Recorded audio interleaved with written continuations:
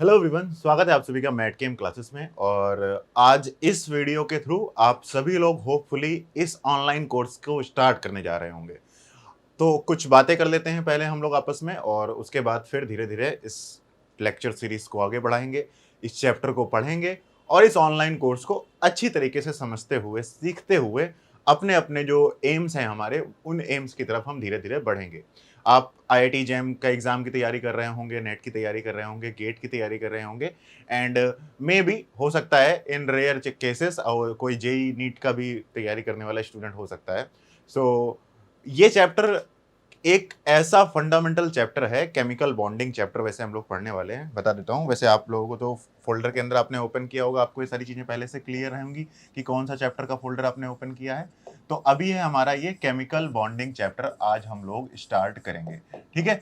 और one by one हम लोग इसके लेक्चर्स देखते चलेंगे, वन बाय वन आपको लेक्चर्स डेली बेसिस पर मिलते रहेंगे और आप उसी बेसिस पर लगातार अपनी स्टडी करते रहना। और कितना बड़ा ये चैप्टर है, कितने लेक्चर्स में ये चैप्टर कंप्लीट होगा, ऐसे जो सवाल हैं ये दिमाग से अब हमें हटा देने होंगे, ठीक है। अब हम लोग सिर्फ और सिर्फ सीखने की तरफ ध्यान देते हैं। और इतना इंटरेस्टिंग ये चैप्टर है कि ये इनऑर्गेनिक केमिस्ट्री के लिए तो आपका एवरी सिंगल टॉपिक के अंदर यूज होने वाला है केमिकल बॉन्डिंग चैप्टर, ठीक है। इसके बाद ये आपका ऑर्गेनिक में भी यूज होगा, ये आपका इनऑर्गेनिक में भी और फिजिकल में भी यूज होगा। सब जगह बॉन्ड का आपको आइडिया होना चाहिए कि बॉन्ड क्या है और ये चैप्टर किस टॉपिक पर फोकस कर रहा होगा, तो वो मैं आपको बताता हूं। तो ये टॉपिक है इस चैप्टर में जो मेनली हमें समझना होता है, वो समझना होता है mechanism of bond formation. Bond formation की मैकेनिज्म को हमें समझना होता है, उसी मैकेनिज्म ऑफ बॉन्ड फॉर्मेशन को बोलते हैं हम लोग बॉन्डिंग। तो bonding it is a mechanism of a bond formation. तो क्या होता है बॉन्ड, किस तरीके से कोई बॉन्ड बनता है, उसमें केमिकल बॉन्ड क्या होता है, ये सारी की सारी चर्चाएं हमें इस चैप्टर में करनी है। और बहुत ही बेहतरीन चैप्टर है, बहुत ही एनर्जी के साथ आप सभी को क्या करना है, इस लेक्चर को देखना है। वन बाय वन सारे लेक्चर्स में मैं बढ़िया बढ़िया बातें आप सभी को बताऊंगा और इतनी नॉलेज आपके पास इकट्ठी हो जाएगी कि आप अपने मन से इनऑर्गेनिक केमिस्ट्री में अपने आप को किंग पाएंगे, अपने आप को सक्षम पाएंगे किसी भी एग्जाम को क्रैक करने के लिए, किसी को पढ़ाने के लिए, किसी भी जगह आपको इनऑर्गेनिक केमिस्ट्री यूज करनी हो। इनऑर्गेनिक केमिस्ट्री के लिए हम लोग वैसे बहुत सुनते हैं कि बहुत बोरिंग होती है, ये होता है, वो होता है, but we will change it for you. Okay, so समझते हैं कि आखिरकार, सबसे पहले पृष्ठभूमि समझते हैं कि आखिरकार ये चैप्टर कैसे हमारे सामने आया। और सबसे बेहतरीन और सबसे अच्छी बात इस लेक्चर की, इस टॉपिक की, पता है क्या, कि यहाँ पर आपको सबसे जीरो से स्टार्ट करना है। मतलब आप किसी भी, कहीं पर भी आपने कितना भी पढ़ रखा, उससे कोई मतलब नहीं है। बिल्कुल जीरो से स्टार्ट करना है कि आखिरकार एटम क्या होता है। ये सारे के सारे हमारे पास जो मैटर्स हैं, सवाल कैसे शुरू होते हैं, जरा हम लोग समझते हैं इस चैप्टर को। कि हमारे आसपास जितनी भी चीजें हैं, आप जिस टैबलेट में, जिस फोन में, जिस लैपटॉप में, जिस भी सिस्टम में आप इस वीडियो को देख रहे हैं, ठीक है, इसके बाद इस लेक्चर को देख रहे हैं, आप कॉपी से कॉपी पेन में नोट्स बना रहे हैं, इसके बाद अपने आसपास जिस भी रूम में बैठे हुए हैं वहां का आपका पंखा, एसी, कूलर, जो भी चीजें हैं, ये सब की सब किस चीज से मिलकर बनी हुई है, किस चीज से मिलकर बनी हुई है, इसे हम लोग क्या कहते हैं, मैटर कहते हैं। क्या कहते हैं, मैटर। तो यहां पर हमें मैटर को ही समझना है कि मैटर आखिर एक्चुअली है क्या। अल्टीमेटली हमारी पूरी की पूरी जो साइंस है, वो हमारे आसपास होने वाली हर चीज का हमें ज्ञान पता होना चाहिए कि आखिर क्या कैसे है। ये उसी के अंदर का एक टॉपिक है कि आखिरकार सबसे पहले हम लोग को ये समझना होता है कि भाई मैटर क्या है, what is the matter. Okay, ठीक है। अब स्पेलिंग सही है कि नहीं सही है उस पर ध्यान नहीं देंगे। मैटर क्या है, हमारे आसपास जो मैटर है ये किससे मिलकर बना हुआ है। आखिरकार क्या ऐसी चीजें हैं जिसने इस मार्कर को बनाया हुआ है। आखिरकार क्या ऐसी चीज है जो आपके सामने स्क्रीन पर है। आखिरकार ऐसी क्या चीज है जिसकी वजह से आप कॉपी में लिख लेते हो बड़े ही आसानी से। तो आखिरकार ये कैसे, किन किन सब एटॉमिक पार्टिकल से मिलकर बना हुआ है, किन छोटे छोटे पार्टिकल से मिलकर बना हुआ है ये मैटर, यही हमें समझना है किसमें, केमिस्ट्री में। ये हमें समझना होता है।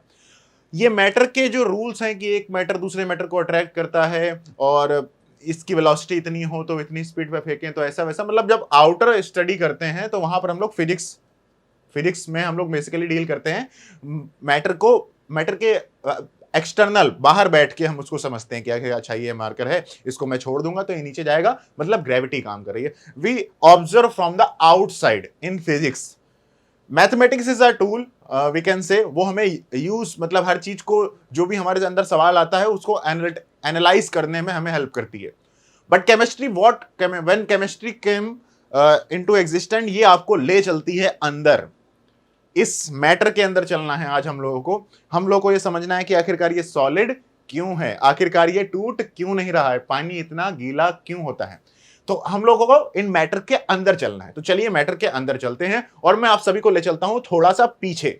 पीछे की कहानी क्या है, ये मैटर 17th सेंचुरी और उससे पहले, मतलब आज से लगभग 200 से 300 साल पहले की बात अगर करी जाए, तो उस समय साइंस इतना ज्यादा ग्रो नहीं करी थी, केमिस्ट्री में इतने ज्यादा टॉपिक्स नहीं थे।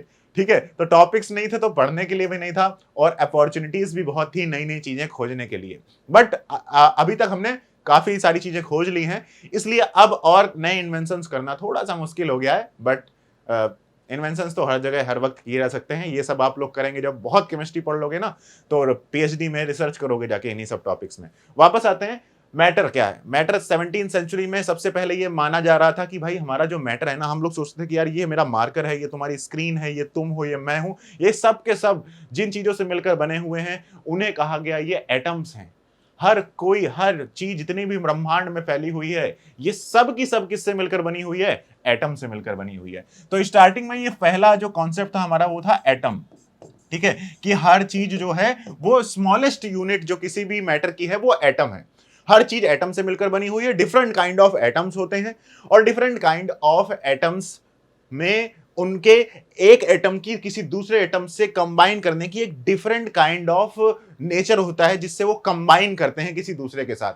मतलब जैसे अगर मैं अपनी बात करता हूं, तो हमारा नेचर क्या है, हमारा नेचर ये है कि, मतलब मैं पर्सन टू पर्सन डिपेंड करेगा कि भाई ये बंदा किस तरीके का है, ये भाई ये बहुत सारे लोगों के साथ रहना पसंद करता है, ये बंदा अकेले रहना पसंद करता है। अब आप में से कई लोग ऐसे होंगे जो भाई कम बोलते हैं, आप में से ऐसे लोग होंगे जिनको लोगों के बीच में ही रहना है। तो सबकी अपनी अपनी क्या है, बिहेवियर है, सबका अपना अपना लोगों से इंटरेक्ट करने का तरीका है।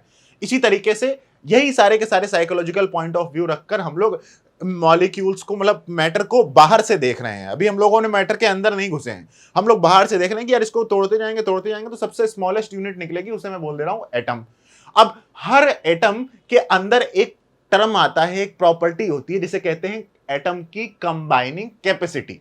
कि हर एटम, हमने देखा ना कि एटम है यार ये, और ये एटम आपस में मिल मिलकर जुड़ जुड़ कर मिल रहे हैं। तो हर एटम के अंदर क्या थी, स्टार्टिंग में इस टर्म को नाम दिया गया, इंटरेक्शन वाले टर्म को नाम दिया गया कंबाइनिंग कैपेसिटी। ठीक है, combining capacity, combining capacity, combining capacity, कि हाँ भाई हर एटम है उसकी अपनी अपनी कंबाइनिंग कैपेसिटी होती है। और फिर धीरे धीरे इसी कंबाइनिंग कैपेसिटी को धीरे धीरे बदला गया, अलग अलग एटम्स देखे गए। अब मैं इस चैप्टर में आपको जो पॉइंट ऑफ व्यू समझाने वाला हूं, वो पॉइंट ऑफ व्यू समझाने वाला हूं केमिकल बॉन्डिंग चैप्टर में हम अंदर घुस जाएं और हमें पता ना चले। अब हर चैप्टर में अंदर जाने का एक अलग पॉइंट ऑफ व्यू होता है, तो इसलिए मैं साथ ही साथ आप ये समझना कि पीरियोडिसिटी भी चल रही होगी, इन्हीं एटम्स को पीरियोडिक टेबल में भी अरेंज किया जा रहा होगा, उसके बारे में बात नहीं करेंगे। लेकिन हम लोग सिर्फ धीरे धीरे केमिकल बॉन्डिंग चैप्टर की तरफ धीरे धीरे अंदर आने वाले। तो क्या आप तैयार हैं अंदर चलने के लिए? तो चलिए, कंबाइनिंग कैपेसिटी को धीरे धीरे बदला गया, इसका नाम धीरे धीरे टाइम के साथ 17th सेंचुरी के बाद 18th सेंचुरी आई, फिर इसको क्वाड्रा वैलेंसी बोला गया कि कार्बन एटम है, कार्बन एटम के अंदर वो चार एटम्स से मिलकर, मतलब चार एटम्स के साथ मैक्सिमम वो चार बॉन्ड बनाना चाहता है, बॉन्ड अभी टर्म नहीं यूज करते हैं, चार एटम्स के साथ कंबाइन होना चाहता है। तो हम लोगों ने बोला कि यार इसकी कंबाइनिंग कैपेसिटी को क्वाड्रा वैलेंसी आई थिंक बोल लेंगे। तो धीरे धीरे कुल मिलाकर ये टर्म चेंज हो गया, और चेंज होकर क्या हो गया, इसका नाम धीरे धीरे बदलकर क्या चेंज हो गया, यहीं से इसका नाम बदल दिया गया वैलेंसी। ठीक है, वैलेंसी, कि वैलेंसी है, हर एटम के अंदर एक वैलेंसी होती है, और वो उस वैलेंसी के आधार पर ही दूसरे एटम्स के साथ क्या करता है, बॉन्ड बनाता है। क्या करता है, बॉन्ड बनाता है। तो ये समझा गया कि यार ये बॉन्ड क्या है। आपसे कोई पूछ ले कि व्हाट इज अ बॉन्ड, तो बॉन्ड क्या है, जब कोई भी एटम किसी दूसरे एटम के बीच में, जब किन्हीं भी दो एटम्स के बीच में, किन्हीं भी दो स्पीसीज के बीच में अगर कोई भी अट्रैक्शन फोर्स काम कर रहा है, और उस अट्रैक्शन फोर्स के आने की वजह से जब दोनों सिस्टम एक साथ आते हैं तो वो क्या हो जाते हैं, स्टेबल हो जाते हैं। स्टेबल, जब भी कहीं पर अट्रैक्शन फोर्स काम करेगा, then there will be some release of energy. जब भी दो स्पीसीज के बीच में अट्रैक्शन फोर्स काम करता है, तो उस अट्रैक्शन फोर्स की वजह से उस सिस्टम की एनर्जी क्या हो जाती है, कम हो जाती है। और कम एनर्जी हो गई तो आदमी क्या हो गया, सेट हो गया, स्टेबल हो गया।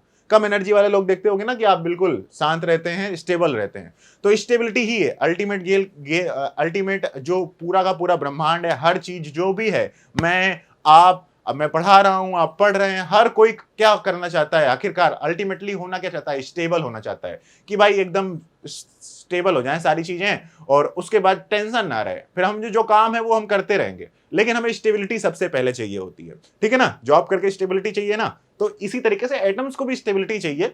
और स्टेबिलिटी के लिए वो उनके अंदर अंदर डिफरेंट काइंड ऑफ वैलेंसी होती है, और एटम आपस में जब एक दूसरे के पास आते हैं तो उनके बीच में जब अट्रैक्शन फोर्स काम करता है तो हम लोग कहते हैं कि इन दोनों के बीच में एक बॉन्ड बन गया है। मतलब हमारे और आपके बीच में भी एक बॉन्ड बन जाएगा, अट्रैक्शन फोर्स हो जाएगा। कुछ दिन पढ़ते रहेंगे तो आदत हो जाएगी कि हाँ यार ये अपने ही विमल सर हैं, ये अपने ही तेज सर हैं, ये अपने ही मैट कैम है, ये अपने ही पवन सर है। तो ऐसे हम लोगों के बीच में जो बॉन्ड बन रहा है, जो अट्रैक्शन फोर्स है, वो भी एक बॉन्ड है। आपको पता है फिजिक्स में आपने पढ़ा होगा किन्हीं भी दो मैटर के बीच में भी ग्रेविटेशनल पुल होता है एक दूसरे की तरफ, वो भी क्या है, एक बॉन्ड है दोनों के बीच में। तो अगर यही अट्रैक्शन फोर्स किन्हीं दो केमिकल स्पीसीज के बीच में लग जाए, कभी भी दो केमिकल स्पीसीज मान लीजिए ए है और ये दूसरी केमिकल स्पीसीज बी है, इन दोनों के बीच में अगर फोर्स ऑफ अट्रैक्शन काम करने लगे ओवरऑल, ऐसा कुछ हो जाए कि ये एटम दूसरे एटम को क्या करने लगे, अट्रैक्ट करने लगे, ये दोनों एक दूसरे के बीच में कोई अट्रैक्शन फोर्स काम करने लगे जिसकी वजह से ये क्या हो जाए, स्टक हो जाए एक दूसरे के साथ, तो वो जो अट्रैक्शन फोर्स होगा वही क्या होगा, it will be a chemical bond if those species are chemical species. तो केमिकल बॉन्ड कुछ नहीं है, it is just a force of attraction. अब कोई बॉन्ड स्ट्रांग होता है तो सीधी सी बात है वो फोर्स ऑफ अट्रैक्शन उन दोनों एटम्स के बीच में ज्यादा है। जहां पर फोर्स ऑफ अट्रैक्शन ज्यादा होगा वहां पर बॉन्ड स्ट्रांग होगा, जहां पर फोर्स ऑफ अट्रैक्शन कम होगा वहां पर बॉन्ड क्या होगा, वीक होगा। तो भाई अगर मैं आपसे कहूं कि आप ये बताओ कि या फिर हम लोग ये पढ़ने की कोशिश करें, क्या कहते हैं, अगर हम लोग क्या करें, एक मिनट, हाँ, हम लोग ये कोशिश करें कि भाई ये बॉन्ड हम लोग को समझना है कि आखिरकार किस तरीके से एक एटम दूसरे एटम के साथ मिल रहा है, तो ये बॉन्ड फॉर्म हो रहा है। तो ये बॉन्ड कैसे फॉर्म हो रहा है, इसके लिए तुम्हें अगर पता करना है तो तुम्हें सबसे पहले क्या पता होना चाहिए। अगर तुम ये चाहते हो, जानना चाहते हो कि विमल सर कैसे हैं, उनका बिहेवियर कैसा है, तुम्हारा कोई दोस्त है वो कैसा है, या फिर कोई फलानी वो कैसी है, कोई दिखी तुम्हें पहली बार तो तुमने सोचा कि वो कैसी, तो तुम्हें पता करना पड़ेगा ना, पहले उसकी प्रॉपर्टीज पता करनी पड़ेंगी ना, तभी तो उसको समझ पाओगे। तो यही कहानी है। हम सब लोग धीरे धीरे अब क्या करेंगे, एटम बॉन्ड को समझने से पहले क्या करते हैं, ये जो केमिकल स्पीसीज बनाई थी मैंने तुम्हारे लिए ए बी, हम क्या करते हैं पहले इनको समझते हैं। तो इनको समझने के लिए तुम्हें सबसे पहले ये समझना पड़ेगा कि एटम क्या है, कैसी है उसकी कहानी, कैसा है उसका बिहेवियर, फिर तभी तो उसको अप्रोच करेंगे। तो इसको अप्रोच करने से पहले समझते हैं इसके अंदर की चीज, इसका ये कैसे बना है, क्या क्या चीजें हैं इस एटम के अंदर, वही समझना है, वही हमारी जिज्ञासा हम सबसे पहले पूरी करते हैं। ये सारी कहानी वहीं चल रही है। यहीं पर वापस आते हैं, मैटर था, मैटर को सोचा हम लोगों ने एटम से मिलकर बना हुआ है।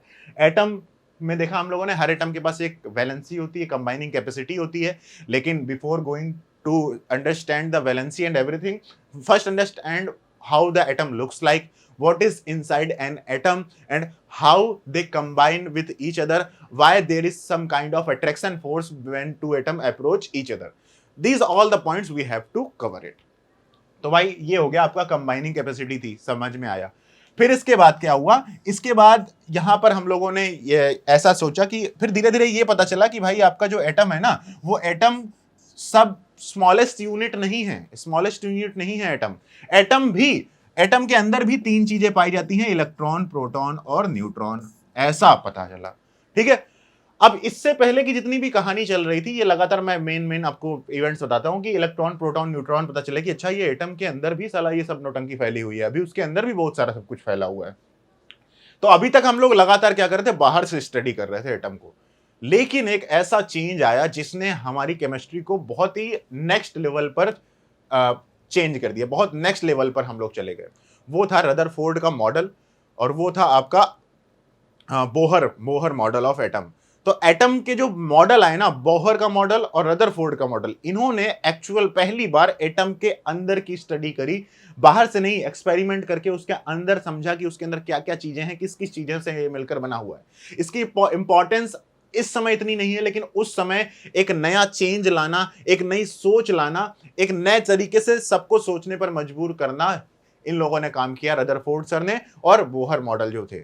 इन लोगों ने ओवरऑल हम लोग को एटम के अंदर की पिक्चर बताई, और जब एटम के अंदर की पिक्चर हमें पता चली तो हमें यह पता चला कि अपना जो ये एटम है, ये एटम में क्या होता है। ये एटम के अगर स्ट्रक्चर हम लोग को धीरे धीरे पता चली कि भाई ये जो आपका एटम है, ये कुछ इस टाइप से हम लोग इसको मान सकते हैं कि एक स्फेयर टाइप का है। रिजिड तो नहीं है, लेकिन रिजिड मान लिया जाता है कि ओवरऑल कह सकते हैं ये रिजिड होते हैं एटम्स, लेकिन ऐसा नहीं है। आप क्यों नहीं है, धीरे धीरे समझेंगे। हम लोग को रदरफोर्ड और इनकी मॉडल के बाद ये पता चला कि भाई आपका ये एटम है, और एटम के सेंटर पर एक बहुत ही ज्यादा सॉलिड और बहुत ही ज्यादा मास वाला एक ऐसा स्पेस है जहां पर इस एटम के प्रोटॉन और न्यूट्रॉन पाए जाते हैं। ये बिल्कुल कहानी, अभी बैठ जाओ आराम से, बस सुनते रहो थोड़ा सा कहानी, ताकि कुछ पता चले कि कहां से हम लोग कैसे बढ़े हैं। अब इलेक्ट्रॉन, प्रोटॉन के चार्ज, वो सब चीजें हम लोग को पता ही हैं, ठीक है। प्रोटॉन आपका पॉजिटिव चार्ज होता है, न्यूट्रॉन आपका निगेटिव चार्ज होता है। तो ये सेंटर वाला ये जो पार्ट था, इसको बोला गया न्यूक्लियस। इसे नाम क्या दिया गया कि ये भाई है न्यूक्लियस। न्यूक्लियस है ये, इसको नाम क्या दिया गया कि ये न्यूक्लियस है।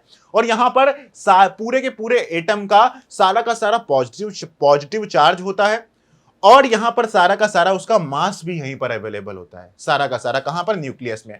और न्यूक्लियस के बाहर क्या होते हैं भाई, आपके इलेक्ट्रॉन्स होते हैं, वो रिवॉल्व कर रहे होते हैं कुछ इस तरीके से। ये इनिशियल हमें थ्योरी ऐसा समझने में आया कि भाई एटम को भी अगर अंदर देखोगे तो कुछ इस टाइप का आपका एटम दिखेगा। यहां तक तो कहानी सही थी, यहां तक तो बढ़िया था सब कुछ। हम लोगों ने समझा कि हर एटम के पास एक उसका न्यूक्लियस होता है, और न्यूक्लियस के अलावा उसके पास एक्स्ट्रा न्यूक्लियर पार्ट होता है, जहां पर इलेक्ट्रॉन्स क्या कर रहे होते हैं, रिवॉल्व कर रहे होते हैं निगेटिव चार्ज के। और वो रिवॉल्व कर रहे होते हैं, सेंटर पर पॉजिटिव चार्ज होता है। एक पॉजिटिव और निगेटिव चार्ज के एक दूसरे के बीच में अट्रैक्शन की वजह से ये इलेक्ट्रॉन्स क्या कहते हैं, इसके साथ बंधे रहते हैं, एटम के अंदर बंधे रहते हैं। ये अट्रैक्शन फोर्स को अभी हम लोग केमिकल बॉन्ड नहीं बोलेंगे, ये दो इलेक्ट्रॉन और प्रोटॉन, दो केमिकल स्पीशीज के बीच में जब अट्रैक्शन फोर्स आएगा तब वो बॉन्ड होगा। अभी हम लोग सिर्फ उसके अंदर की कहानी समझ रहे हैं, एटम के अंदर की कहानी समझ रहे हैं। तो यार ये चीज समझ में आई, जब फिर मजा आया कि हाँ, ये बात आ गई आपकी 1900 के आसपास की, 1880 से लेके 1910 के आसपास ये सब कुछ चलने लगा। अब यहां पर तेजी से क्रांतिकारी परिवर्तन होने लगे, रेवोल्यूशनरी चेंजेस आने लगे, क्योंकि आप पता है अब इसके अंदर की स्टडी करना शुरू करा गया लोगों को। और इसी टाइम पर एक ऐसी साइंस का एक ऐसा पार्ट इवॉल्व हुआ जिसने तो कहानी ही बदल दी, जिसने इसको और नेक्स्ट लेवल पर ले गई। और उसका नाम पता क्या था, उसका नाम था quantum chemistry, quantum mechanics. Quantum mechanics ने क्या किया, उसने भाई इस हाइड्रोजन एटम को, मतलब इस एटम में से सबसे जो मतलब इजीएस्ट एटम कहा जा सकता है हाइड्रोजन एटम। हाइड्रोजन एटम जिसके पास सिर्फ और सिर्फ क्या है, एक इलेक्ट्रॉन है और एक प्रोटॉन है, ठीक है। उसके पास क्या है, एक इलेक्ट्रॉन है, एक प्रोटॉन है। तो मतलब एक इलेक्ट्रॉन बोल दो मेनली, कि हाइड्रोजन के पास एक इलेक्ट्रॉन है, वन इलेक्ट्रॉन सिस्टम। हाइड्रोजन के लिए क्वांटम केमिस्ट्री ने स्टडी करी और उन्होंने बताया, फाइनल पिक्चर बताई कि सुनो सुनो सुनो सुनो सुनो, क्या सुनो, कि ये जो तुम कह रहे हो ना कि जो तुम्हारा ये एटम ऐसा ऐसा है भाई, स्फेयर टाइप का है, इसके बाहर जो इलेक्ट्रॉन्स है ना, ये इलेक्ट्रॉन्स ऐसे रिवॉल्व नहीं कर रहे हैं, ये इलेक्ट्रॉन्स एक पर्टिकुलर ऑर्बिटल्स में रिवॉल्व कर रहे हैं। मतलब हमें क्वांटम केमिस्ट्री ने या फिर क्वांटम मैकेनिक्स ने ये बताया कि एटम के पास न्यूक्लियर पार्ट तो ठीक है, न्यूक्लियर पार्ट सारी की सारी एटम की फिजिकल प्रॉपर्टीज के लिए रिस्पॉन्सिबल होता है, लेकिन जो ये एक्स्ट्रा न्यूक्लियर पार्ट है ये रिस्पॉन्सिबल होता है कि कोई भी एटम कैसे रिएक्ट करेगा, किसी दूसरे के साथ कैसे बिहेव करेगा, क्योंकि इलेक्ट्रॉन ही दूसरे एटम के इलेक्ट्रॉन से, क्योंकि जब दो एटम्स को एक दूसरे के आसपास आप रखोगे, मान लो यहां पर दूसरा एटम रखा, तो यहां पर न्यूक्लियस तो इंटरेक्ट करेगा नहीं, इंटरेक्ट क्या करेगा, ये एक्स्ट्रा न्यूक्लियर पार्ट इंटरेक्ट करेगा, ये इलेक्ट्रॉन्स इंटरेक्ट करेंगे।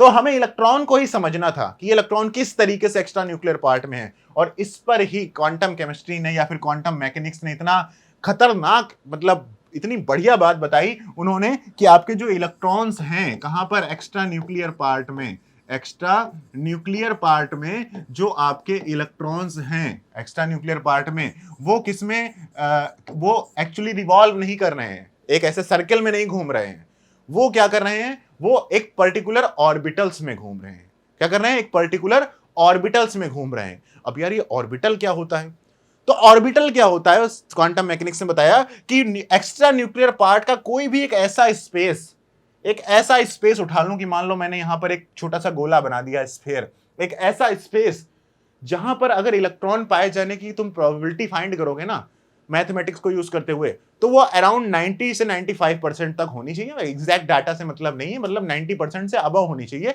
या फिर 95% से अबव होनी चाहिए, मतलब most probable space for finding an electron in the extra nuclear part of an atom, that is called orbital, that is called orbital.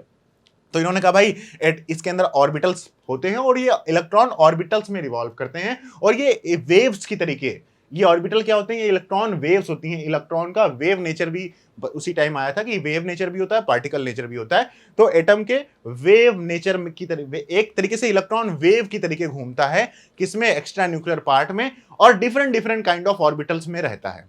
तो ये बात हम लोगों को समझ में आई। अच्छा ठीक है यार, ऑर्बिटल होते हैं, ऑर्बिटल मैंने बता दिया कि जहां पर पाए जाने की संभावना क्या हो इलेक्ट्रॉन की 50% से 95% या 90% से ज्यादा हो, वो ऑर्बिटल हो गया। मतलब अभी हमने सबसे पहले हम लोगों ने देखा कि हाँ भाई ये आपका एटम है, ठीक है। एटम के बाद हम लोगों ने देखा कि हाँ भाई उसमें क्या है, न्यूक्लियर पार्ट है, क्या है उसके अंदर, न्यूक्लियर पार्ट है, न्यूक्लियर पार्ट है। उसके बाद प्लस दूसरा क्या है उसके साथ, एक्स्ट्रा न्यूक्लियर पार्ट है, क्या है, एक्स्ट्रा न्यूक्लियर पार्ट है, ठीक है। और एक्स्ट्रा न्यूक्लियर पार्ट में क्या है, एक्स्ट्रा न्यूक्लियर पार्ट में क्या है आपके, यहां पर इलेक्ट्रॉन्स रिवॉल्व कर रहे हैं, इलेक्ट्रॉन्स हैं यहां पर। और ये इलेक्ट्रॉन किसके अंदर है, ऑर्बिटल्स के अंदर है, किसके अंदर है, ऑर्बिटल्स के अंदर है, ठीक है। तो हम लोगों को ये बात समझ में आ गई, ठीक है भाई, ऑर्बिटल्स के अंदर है। अब इसी टाइम पर एक चीज और हम लोगों ने एक्सपेरिमेंट के थ्रू और एटॉमिक स्पेक्ट्रा को स्टडी किया गया। एटम को हम लोगों ने क्या किया, स्पेक्ट्रा उसका स्टडी किया गया कि उसमें हमने खूब सारी लाइट डाली एटम के ऊपर, फिर लाइट हटा दी, तो एटम से जो लाइट निकली हम लोगों ने देखा कि किस तरीके से वो स्पेक्ट्रा कुल मिला के स्टडी करी गई। एटम को इलेक्ट्रोमैग्नेटिक वेव्स की हेल्प से उसको स्टडी करा गया कि वो किस तरीके से एनर्जी ले रहा है, किस तरीके से एनर्जी से किस तरीके से इंटरेक्ट करता है आपका एटम। तो वहां पर हमें एक बात पहले ये पता चल गई थी कि जो इलेक्ट्रॉन्स हैं ये पर्टिकुलर ऑर्बिट्स में रहते हैं। ये क्या क्या रहते हैं, ऑर्बिट्स में रहते हैं। इनकी एक पर्टिकुलर ऑर्बिट होती है, ठीक है। हर एटम के अंदर एक पर्टिकुलर ऑर्बिट होती है, मतलब हर इलेक्ट्रॉन एक ऑर्बिट्स में पाया जाता है। ऐसा नहीं है कि कंटिन्यूअस एनर्जी है, ऐसा नहीं है। अगर ये न्यूक्लियस है यहां पर इस तरीके से, ये एक न्यूक्लियस है, तो उसके पास यहां पर एक ऑर्बिट है, कोई इलेक्ट्रॉन घूम रहा होगा तो या तो इस ऑर्बिट में घूम रहा होगा, या फिर इसके अलावा दूसरी एक ऑर्बिट है, दूसरी एक ऑर्बिट है, इसमें घूम रहा होगा। मतलब कंटिन्यूअस एटॉमिक स्पेक्ट्रा से ये पता चला कि कंटिन्यूअस, ऐसा नहीं है कि कहीं पर भी इलेक्ट्रॉन घूम रहे होते हैं। इलेक्ट्रॉन या तो इस ऑर्बिट में घूम रहा होगा, या तो इस ऑर्बिट में घूम रहा होगा, या तो इसके अलावा ये नेक्स्ट ऑर्बिट है, इस ऑर्बिट में घूम रहा होगा। इस तरीके से पर्टिकुलर ऑर्बिट्स पाई जाती हैं। अब इन ऑर्बिट्स को ही क्या कहते हैं हम लोग, प्रिंसिपल क्वांटम नंबर की हेल्प से एक्सप्लेन करते हैं, जिन्हें क्या बोला जाता है। इसको मान लीजिए ये है क्या, के, ये है एल, ये है एम, इस तरीके से नाम दिया गया। और इन्हें प्रिंसिपल क्वांटम नंबर के हेल्प से भी एक्सप्लेन किया गया कि ये n = 1 है इसके लिए n = 2 है, इसके लिए n = 3 है, ठीक है। इस तरीके से एक पर्टिकुलर ऑर्बिट्स होते हैं, उनमें इलेक्ट्रॉन रिवॉल्व करते हैं। हमने कहा भाई ठीक है। अब इसी को क्वांटम केमिस्ट्री ने थोड़ा सा और बढ़िया कर दिया था। उन्होंने बता दिया था कि भाई एक पर्टिकुलर ऑर्बिट के अंदर, एक पर्टिकुलर ऑर्बिट के अंदर क्या पाए जाते हैं, ऑर्बिट के अंदर पाए जाते हैं ऑर्बिटल्स। यहीं से इसका नाम आया था कि एक ऑर्बिट के अंदर क्या होते हैं, ऑर्बिटल्स होते हैं। तो हमने कहा ऑर्बिटल्स होते हैं, तो ऑर्बिटल ऑर्बिटल बार बार कर रहे हो, ऑर्बिटल्स क्या होते हैं, कैसे ऑर्बिटल होते हैं, क्या चीजें हैं। तो समझते हैं कि कोई भी जो एटम होता है वो एटम के ऑर्बिटल्स कितने टाइप के होते हैं, किसी भी एटम में कितने टाइप के ऑर्बिटल्स पाए जा सकते हैं। ये ऑर्बिटल्स की कहानी किसने बताई थी, क्वांटम मैकेनिक्स ने। ये तुम पढ़ोगे क्वांटम मैकेनिक्स में, अगर तुम्हारे सिलेबस में है तो हाइड्रोजन एटम स्टडी करोगे। तो यहां पर इन्होंने बताया कि भाई यहां पर आपके एक हर ऑर्बिट के अंदर different different kind of orbitals हो सकते हैं। और मेनली जो हमें ऑर्बिटल्स पढ़ने हैं वो 4 टाइप के ऑर्बिटल्स हमें समझने हैं, क्योंकि उसके आगे के ऑर्बिटल्स हमारे लिए अभी यूजफुल नहीं है, क्योंकि उन्हीं ऑर्बिटल्स से हम लोग सब कुछ एक्सप्लेन कर सकते हैं। तो हमें बताया गया कि भाई आपके पास जो ऑर्बिटल्स होते हैं वो 3 टाइप के होते हैं। सबसे पहले हम लोग बात करते हैं एक फर्स्ट टाइप ऑफ ऑर्बिटल। सबसे पहला ऑर्बिटल समझते हैं एक्स्ट्रा न्यूक्लियर पार्ट का, एस ऑर्बिटल। इसका नाम दिया गया एस ऑर्बिटल, एस ऑर्बिटल, ठीक है। और इसे एस ऑर्बिटल में जो एस वर्ड आया था ये एक्चुअली आया था शार्प से, ठीक है। यहां पर एस का मतलब है शार्प, ठीक है। लेकिन इससे हमारा कोई खास मतलब होता नहीं है, बट इन जनरल आपको पता होना चाहिए, कोई आपके सामने हेकड़ी ना झाड़े, आपको भी ये बात पता हो कि हाँ एस ऑर्बिटल का मतलब होता है शार्प ऑर्बिटल। एस ऑर्बिटल की कहानी कैसी थी वो क्वांटम मैकेनिक्स नहीं बताई है, ठीक है। यहां पर मेरा कोई उसमें रोल नहीं है, किसी और किसी का रोल नहीं है, क्वांटम मैकेनिक्स का पूरा पूरा रोल है। उन्होंने बताया कि आपका जो एस ऑर्बिटल होता है वो स्फेरिकल होता है। कैसा होता है? स्फेरिकल होता है। एटम मतलब ये स्फेरिकल नहीं होगा, लेकिन चलो फिर से एक बार देखते हैं, स्फेरिकल बना के देखते हैं। ठीक है, यहां पर होगा शायद। हाँ, ये कैसा होता है? इन्होंने बताया स्फेरिकल होता है।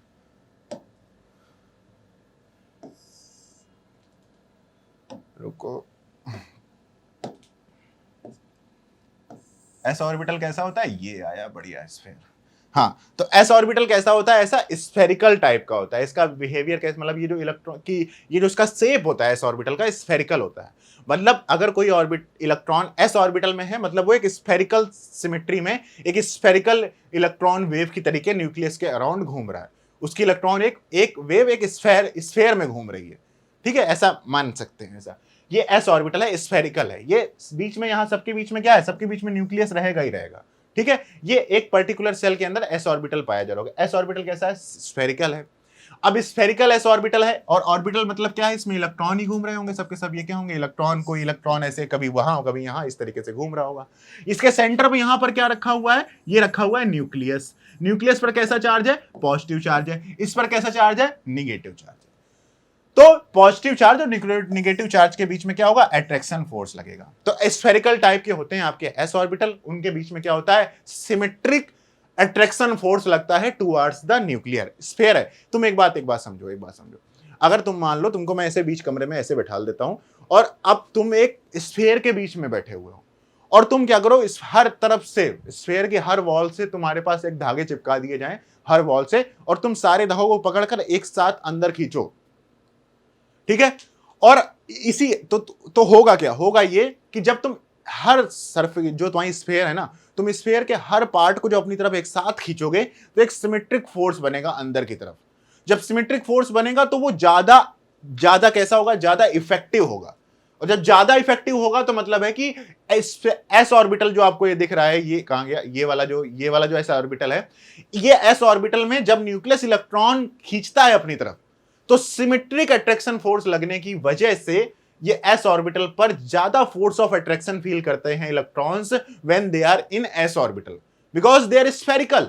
सीधी सी बात है यार, स्फेरिकल। अगर तुम सिमेट्रिक फोर्स लगाओ कहीं पर भी, अगर तुम सोचो कि तुम अकेले धक्का मार रहे हो, ऐसे वैसे धक्का मार रहे हो, तो कोई बहुत बड़ा ऑब्जेक्ट रिमूव एक जगह से दूसरी जगह डिस्प्लेस करना हो, तो तुम जो भी जितने भी लोग हो, तुम लोग वो सब लोग एक सिमेट्रिक तरीके से अगर तुम उसमें फोर्स लगाओगे तो वो आसानी से खिसक जाएगी। जब भी कहीं पर सिमेट्री आती है ना, अगर वो भी फोर्स के लिए, तो सिमेट्री फोर्स को और एनहांस कर देती है। It means what we have learn कि एक तो आपके एस ऑर्बिटल स्फेरिकल होते हैं, और यहां पर सिमेट्रिक अट्रैक्शन फोर्स लगता है towards nucleus. Symmetric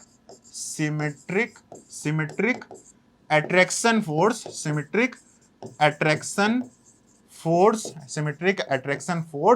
towards nucleus.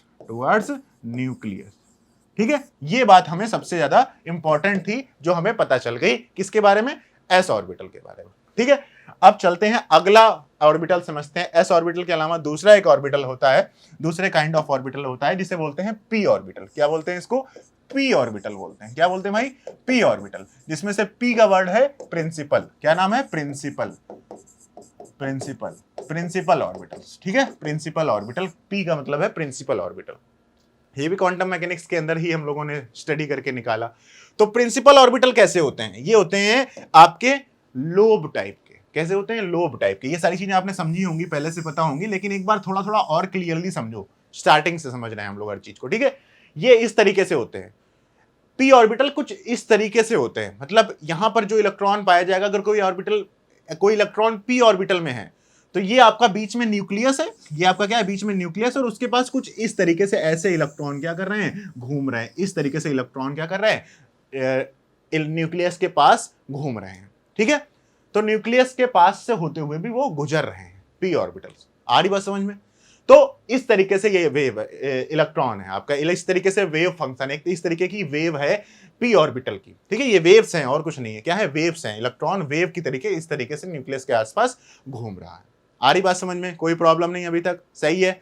यहां पर न्यूक्लियस के पास इसका जो छोटा हो जाना इस वेव का हमें ये बता रहा है कि न्यूक्लियस के पास लगभग इलेक्ट्रॉन नहीं रहता है एस ऑर्बिटल का, पी ऑर्बिटल का। ठीक है, प्रिंसिपल ऑर्बिटल होते हैं। यहां पर जो इलेक्ट्रॉन डेंसिटी होती है वो कुछ इस तरीके से होती है न्यूक्लियस के, ठीक है, कुछ इस तरीके से, या फिर ऐसे कर देते हैं, कुछ इस तरीके से होती है, ऐसे। और आपको पता होगा कि जो आपकी वेव्स होती है ना, वेव्स में एक टर्म आता है फेज। वेव में टर्म क्या आता है? एक फेज टर्म आता है। जब आपने फिजिक्स में कहीं ना कहीं पढ़ा होगा, नहीं पढ़ा होगा तो मैं तुमको बेसिक सा आइडिया दे रहा हूं। तुमने इस तरीके से साइन कर्व देखा होगा, वेव्स जब साइन वेव्स जो होती हैं, जो साइन कर्व को फॉलो करती हैं, SIN, sine theta cos theta को समझा होगा तुमने। तो इसमें दिखाते हैं कि जो आपका मेन एक्सिस होती है, अगर उसके एक साइड वेव जा रही है तो उसकी एक अलग फेज है, और अगर वो नीचे तरफ दूसरी तरफ चली जाए तो उसकी वेव अलग है। और इन फेज के डिफरेंस को समझाने के लिए हम लोग क्या करते थे, यहां पर इसको बोलते थे ये पॉजिटिव वेव है, ये निगेटिव, ये पॉजिटिव फेज है, ये निगेटिव फेज है। इसी तरीके से जो आपका p ऑर्बिटल होता है उसमें भी दो फेज पाए जाते हैं, क्योंकि वो एक न्यूक्लियस है और न्यूक्लियस के एक तरफ फेज का डायरेक्शन एक टाइप का है तो दूसरी तरफ उसका डायरेक्शन अपोजिट हो जाता है। तो आप p ऑर्बिटल को दो फेजेस में पाएंगे हमेशा।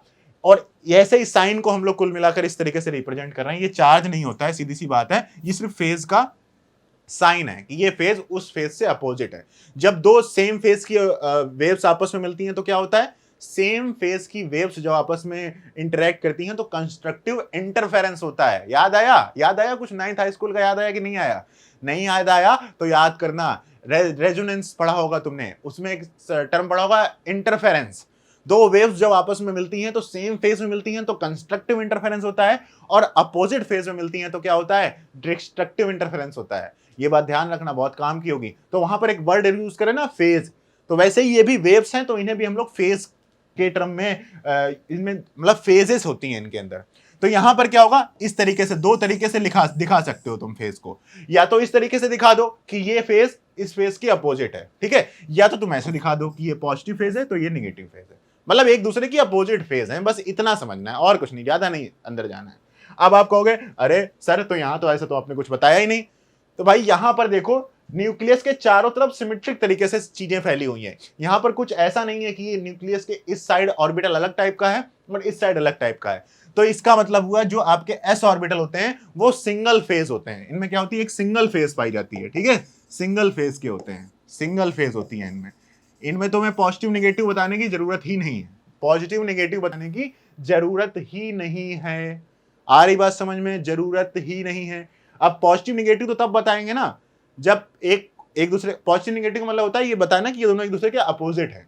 लेकिन जब एक ही है तो उसे पॉजिटिव क्यों बताएंगे, उसे पॉजिटिव क्यों बताएंगे? कहते हैं ना कि चार्ज हमेशा पेयर में पाए जाते हैं, कभी सिंगल चार्ज एग्जिस्ट नहीं करता है। अगर कहीं पर एक पॉजिटिव चार्ज है तो उसका एक नेगेटिव चार्ज भी कहीं ना कहीं होगा। तो इसलिए हम इसको पॉजिटिव नेगेटिव के तरीके नहीं सिर्फ रिप्रेजेंट करेंगे। ये सिंगल फेज होता है और ये क्या होता है आपका, दो फेजेस में पाया जाता है p ऑर्बिटल।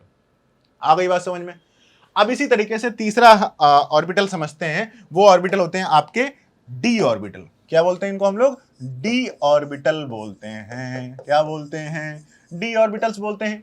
d ऑर्बिटल्स क्या हो गए? d ऑर्बिटल हो गए आपके डिफ्यूज ऑर्बिटल। ये एकदम डिफ्यूज होते हैं, एकदम ऐसे फैले हुए, ठीक है ना, इनका कोई मतलब नहीं किसी चीज से, ये सब एकदम मस्त हैं, ये डिफ्यूज हैं। ये d का मतलब क्या है? डिफ्यूज, ठीक है, शार्प, प्रिंसिपल और डिफ्यूज, ठीक है। अब ये हो गया डिफ्यूज ऑर्बिटल। तो डिफ्यूज होते हैं तो भाई इनका कुछ ज्यादा खेल होता नहीं, एकदम पस्त रहते हैं, बहुत दूर तक फैले रहते हैं। डिफ्यूज का मतलब क्या हो गया कि फैला हुआ है एकदम सिस्टम इनका, है ना, एकदम ऐसे ठस पड़े हुए हैं। चलिए इनके शेप के बारे में डिस्कशन कर लेते हैं। ये कुछ ऐसे डबल डम्बल टाइप के होते हैं। कैसे होते हैं? डबल डम्बल टाइप के ऑर्बिटल्स होते हैं। ये कुछ इस तरीके से न्यूक्लियस के अलावा इनकी वेव्स इस तरीके से रिवॉल्व करती हैं। ये रहा न्यूक्लियस, और इनमें भी दो फेज होते हैं। एक लोब एक फेज की होती है, मतलब ये पॉजिटिव तो ये पॉजिटिव, एक लोब एक फेज की होती है और ये दूसरी लोब दूसरे फेज की होती है। ये डी ऑर्बिटल आपके कुछ इस तरीके से होते हैं, ठीक है। इसी के बाद आपके जो अगले भी आएंगे वो भी आएंगे। इसके बाद आ जाएगा आपका एफ ऑर्बिटल। क्या आएगा? F orbital. एफ ऑर्बिटल का जो फुल नेम होता है वो होता है फंडामेंटल। फंडामेंटल, ठीक है, फंडामेंटल। इन नाम से हमें कोई मतलब नहीं है, ये सिर्फ ऐसे ही दे दिए गए, क्वांटम मैकेनिक्स ने नाम दिए। और ये बहुत ज्यादा, ये तो बहुत ही ज्यादा डिफ्यूज होते हैं। इनका कोई पर्टिकुलर शेप होता है लेकिन बहुत ज्यादा डाइवर्स है होगा। मान पता चले 8 लोब्स हैं और उनका हमारा कोई यूज नहीं होता, और इससे बॉन्डिंग को समझने में हमें इनका ज्यादा कहीं यूज करना नहीं पड़ेगा। तो इसमें हम लोग ज्यादा अंदर जाके अपना टाइम वेस्ट नहीं करेंगे। वैसे ही बहुत बड़ा सिलेबस, बहुत सारी चीजें पढ़नी है हम लोग को। तो ये हो गया आपके एफ ऑर्बिटल। तो ये बात आपको समझ में आ गई। आपके पास टोटल कितने? 4 ऑर्बिटल्स हो गए। एस ऑर्बिटल, ठीक है, ये आपका स्फीयर हो गया, ये आपके आ गया p ऑर्बिटल, ये आपका सिंगल लोब टाइप का आ गया, ये आ गया d ऑर्बिटल, ये आपका डबल डंबल टाइप का हो गया, और यहाँ पर आपके f ऑर्बिटल जो कि बहुत ज्यादा डिफ्यूज है, उनके स्ट्रक्चर से हमें मतलब नहीं है। ये एटम के एक्स्ट्रा न्यूक्लियर पार्ट में ऐसी भी जगह पाई जाती है, ऐसे ऑर्बिटल्स भी पाए जाते हैं। तो हम कहेंगे कि सर ये बताओ कि ठीक है, बहुत ज्ञान चल रहा है कि हाँ यार ये है वो है ये है, हम क्या करें, इससे हमारा क्या मतलब? तो यार हमारा ही तो मतलब है इससे। अब हम लोगों को समझना है, अब हम लोग समझते हैं कि बॉन्ड क्या होता है, बॉन्ड कैसे फॉर्म होता है। अब हम लोग समझते हैं इस बात को, क्या समझते हैं कि बॉन्ड आखिरकार फॉर्म कैसे होता है, ये बात समझते हैं। तो इसके लिए क्या था कि वही पुराने टाइम पर जब बाहर से चीजों को स्टडी किया जा रहा था, तो इन लोगों ने देखा कि यार जो एटम्स होते हैं वो अपने नियरेस्ट इनर्ट गैस की तरीके बनना चाहते हैं। उनके अंदर एक इलेक्ट्रॉनिक कॉन्फ़िगरेशन होता है, क्योंकि हम लोगों ने जब एटॉमिक स्पेक्ट्रा देखा तो हम लोगों ने जो एटम थे, जो कोई भी एक एटम था, अभी एटम के बारे में बात कर लेते हैं, जो आपका एटम था उसका हम लोगों ने देखा कि उसके अंदर इलेक्ट्रॉन एक पर्टिकुलर अरेंजमेंट में डिस्ट्रीब्यूट होते हैं, डिफरेंट काइंड ऑफ सेल्स में, different kind of principal quantum numbers में। तो जैसे अगर मान लीजिए ऑक्सीजन की बात करी जाए तो इसका जो एटॉमिक नंबर होता है 8 होता है, तो ये हो गया पहले ऑर्बिटल में इसमें 2 इलेक्ट्रॉन होते हैं और दूसरे ऑर्बिटल में इसमें 6 इलेक्ट्रॉन होते हैं। ठीक है, इस तरीके से ये इलेक्ट्रॉन पाए जाते हैं। और हम लोगों ने देखा एक पर्टिकुलर टाइप ऑफ एटम्स भी पाए गए केमिस्ट्री में, जो कैसे थे, इनर्ट थे, जिन्हें रिएक्ट करने से कोई मतलब ही नहीं, वो एकदम बैठे हुए मस्त एकदम, उनसे कोई मतलब नहीं किसी चीज से लड़ाई, किसी से बॉन्ड नहीं फॉर्म करना, उन्हें कोई इंटरेक्शन नहीं करना, मतलब वो स्टेबल है। अब स्टेबल है तो स्टार्टिंग में हम लोगों ने यही सोचा और समझा कि यार हो सकता है कि हर एटम ऐसा ही बनना चाहता है, और ये बात हम हर एटम में देखकर ये हमें पता भी चल रही थी कि जो इनिशियल एटम्स हम लोग स्टडी कर रहे थे उनमें ये बात समझ में भी आ रही थी कि यार हाँ यार हर एटम इनर्ट गैस की तरीके होना चाहता है और अपनी नियरेस्ट इनर्ट गैस की तरीके होना चाहता है। और हर नियरेस्ट इनर्ट गैस के पास आउटर मोस्ट सेल जो है, ये आउटर मोस्ट सेल है जहां पर सबसे बाहर वाला सेल जिसमें इलेक्ट्रॉन अवेलेबल हो, उस सेल की तरीके उस सेल में उसके पास 8 इलेक्ट्रॉन है। हर इनर्ट गैस के आउटर मोस्ट सेल में हमें 8 इलेक्ट्रॉन दिखे एट दैट टाइम। तो 8 इलेक्ट्रॉन थे, तो बोल दिया भैया कि 8 इलेक्ट्रॉन, 8 इलेक्ट्रॉन चाहिए हर एटम को, रूल बना दिया। ज्यादा कुछ सोचा समझा नहीं, एकदम रूल बना दिया कि उनके पास 8 इलेक्ट्रॉन है, हर बंदा 8 इलेक्ट्रॉन पाना चाहता है, तो हम एक रूल निकालेंगे जिसका नाम देंगे ऑक्टेट रूल। क्या देंगे जिसका नाम? Octet rule. तो 2 साइंटिस्ट थे, एक थे लेवाइस और एक थे कौशल। कौशल सर ने आयनिक बॉन्ड के बारे में बताया। उन्होंने कहा कि जब कोई एक एटम दूसरे एटम के पास है, वो उन्होंने बताया बॉन्ड कैसे फॉर्म होता है। तो 2 थ्योरीज आई स्टार्टिंग में। ठीक है, कौशल जी थे, उन्होंने कहा कि भाई देखो सुनो, सिंपल सी बात है, इधर देखने का ज्यादा टेंशन नहीं लेने का। उन्होंने कहा 8 इलेक्ट्रॉन चाहिए, और 8 इलेक्ट्रॉन चाहिए तो भैया इलेक्ट्रॉन का लेन देन होगा, सीधी सी बात है। अपन एक इलेक्ट्रॉन देगा बंदा, एक इलेक्ट्रॉन ले लेगा। उन्होंने कहा कि जो भी कोई भी एटम मान लो ए है, और अगर उसके पास इलेक्ट्रॉन ज्यादा है, मान लो एक ऐसा केस आ जाए कि कोई एक एटम है जिसके पास हर कोई चाहता होगा जिसका एटॉमिक नंबर 10 होगा, मतलब नियॉन होती है ना 10 इनर्ट गैस, उसका इलेक्ट्रॉनिक कॉन्फ़िगरेशन कुछ इस टाइप से होता है। उन्होंने कहा कि भाई अगर 2,8 कोई बनना चाहता है तो उसके पास 2 तरीके हैं, या तो वो 2,7 वाला बंदा होगा जो बनना चाह रहा होगा, या तो फिर 2,8,1 इस टाइप का बंदा होगा कोई जो ऐसा बनना चाह रहा होगा। और कौशल ने कहा भाई ऐसा करने के लिए एक ही तरीका है, इस बंदे को चाहिए एक इलेक्ट्रॉन, तो ये क्या करेगा, इलेक्ट्रॉन लेगा, ये इलेक्ट्रॉन लवर होगा। क्या होगा? इलेक्ट्रॉन, ये क्या होगा? इलेक्ट्रॉन लवर होगा। ठीक है, और ये बंदा क्या होगा? इलेक्ट्रो पॉजिटिव होगा, मतलब इलेक्ट्रॉन डोनर होगा, एक तरीके से बोल देते हैं। क्या बोल देते हैं? इलेक्ट्रॉन डोनर बोल देते हैं। और इन्होंने कहा कि ये अपना एक इलेक्ट्रॉन निकालेगा अपने एक्स्ट्रा न्यूक्लियर पार्ट से, इस इलेक्ट्रॉन को बाहर फेंक देगा।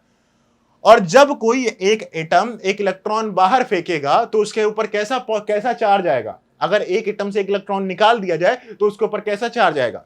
उसके ऊपर चार्ज आएगा पॉजिटिव। मैं इस एटम का नाम दे देता हूं, मान लो बी एटम है ये, ठीक है, और ये एटम है आपका ए एटम, ठीक है, और ये है आपका नियॉन है। इस तरीके से बनना चाहते हैं दोनों के दोनों, ठीक है, समझते हुए चलना। इस बी ने एक इलेक्ट्रॉन बाहर फेंक दिया। अब इस बी ने एक इलेक्ट्रॉन बाहर फेंक दिया तो उससे क्या हुआ? उससे ये हुआ कि इसके ऊपर पॉजिटिव चार्ज आ गया। इस बी के ऊपर जो चार्ज आ गया वो आ गया पॉजिटिव चार्ज। अब पॉजिटिव चार्ज कैसे आ गया? देखो, किसी एटम के अंदर जितने इलेक्ट्रॉन होते हैं उतने ही उसके अंदर प्रोटॉन होते हैं, मतलब जितना उसके अंदर पॉजिटिव चार्ज होता है उतना ही उसके अंदर क्या होता है? निगेटिव चार्ज होता है। तो पॉजिटिव निगेटिव एक दूसरे के साथ क्या रहते हैं? बैलेंस्ड रहते हैं, न्यूट्रल रहते हैं। सही बात है, कोई दिक्कत नहीं। अब तुमने क्या किया, एक एटम के अंदर से एक निगेटिव चार्ज हटा दिया, तो तो पहले उसके अंदर मान लो 10 पॉजिटिव 10 नेगेटिव थे, तुमने एक नेगेटिव निकाल लिया, तो उसके अंदर 10 पॉजिटिव तो अभी भी हैं लेकिन नेगेटिव 9 हो गए, तो मतलब ओवरऑल अगर देखा जाए तो उसके ऊपर एक एक्स्ट्रा पॉजिटिव चार्ज आ गया। तो इस तरीके से इलेक्ट्रॉन देने पर उसके पास क्या आ गया, पॉजिटिव चार्ज आ गया, और इसी नाम को दे दिया गया कि ये इलेक्ट्रोपॉजिटिव है। इलेक्ट्रॉन देने के बाद उसके ऊपर पॉजिटिव चार्ज आ रहा है, तो ये इलेक्ट्रोपॉजिटिव है। और ये बंदा जिसको इलेक्ट्रॉन चाहिए, तो ये क्या करेगा, इन्होंने कहा ये एक इलेक्ट्रॉन ले लेगा, कहीं से भी इसको इलेक्ट्रॉन मिलेगा तुरंत ये इलेक्ट्रॉन ले लेगा, और इलेक्ट्रॉन लेने के बाद क्या होगा, एक इलेक्ट्रॉन एक्स्ट्रा आ गया, मतलब एक नेगेटिव चार्ज एक्स्ट्रा आ गया, तो ये जो आपका ए है ये किस में कन्वर्ट हो जाएगा, ए माइनस में कन्वर्ट हो जाएगा। अब ये इलेक्ट्रॉन लेने की वजह से नेगेटिव चार्ज आ रहा है, तो इसे हम लोगों ने इसको बोला कि ये ऐसे एटम्स को इलेक्ट्रोनेगेटिव एटम्स बोलते हैं। Electronegative atoms, electronegative atoms basically क्या होते हैं समझना, यहां पर पहली बार हम लोग इस टर्म को समझ रहे हैं। इलेक्ट्रोनेगेटिव एटम्स होते हैं इलेक्ट्रॉन लवर, उन्हें चाहिए होते हैं इलेक्ट्रॉन। ये फंडामेंटल कॉन्सेप्ट है, फिर इसे हम लोग और धीरे धीरे बदलेगा समय, और इसकी कहानी बदलेगी, इसकी डेफिनेशन बदलेगी, और अच्छी तरीके से समझेंगे। Electronegative atoms are electron lover and electropositive atoms, इसको क्या बोलेंगे, electropositive atom. Electropositive atoms are electron donor kind of thing, ठीक है। तो इस तरीके से दो, इन्होंने बोला कि सारे के सारे, कौशल बोले कि सारे के सारे जो एटम्स होते हैं वो दो कैटेगरी में डिवाइड किए जा सकते हैं, एक इलेक्ट्रोपॉजिटिव एक इलेक्ट्रोनेगेटिव। और जब ये इस तरीके से अपने इलेक्ट्रॉन पूरे करके ये क्या करते हैं, इस तरीके से क्या करते हैं, जब अपना कॉन्फ़िगरेशन दो इनर्ट गैस की तरीके बनाते हैं, अब दोनों इस तरीके के हो गए, तो इसके बाद क्या होता है, इसके बाद इस पर आया नेगेटिव चार्ज और इस पर आया पॉजिटिव चार्ज।